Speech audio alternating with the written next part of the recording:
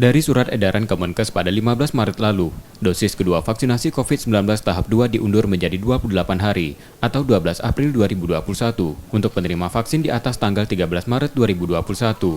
Dinas Kesehatan Palembang menerangkan, pemberian dosis kedua di kota ini juga disesuaikan dengan surat edaran dari Kemenkes dengan sasaran vaksinasi berusia 18 hingga 59 tahun. Warga diminta tak khawatir dan mengikuti peraturan baru tersebut.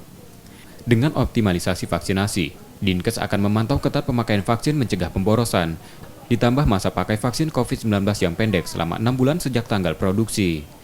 Dinkes Palembang juga tengah melakukan sosialisasi dan tindakan korektif untuk peningkatan cakupan vaksinasi COVID-19.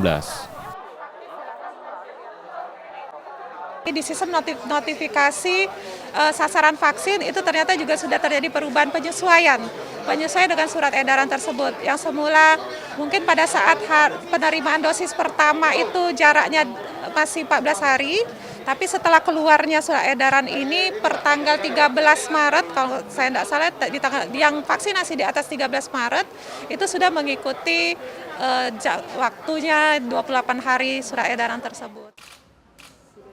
Saat ini cakupan keseluruhan vaksinasi COVID-19 tahap pertama dan kedua di Palembang berjumlah 56,2%. Reski Oktora, Muklas Diferensial, Kompas TV, Palembang.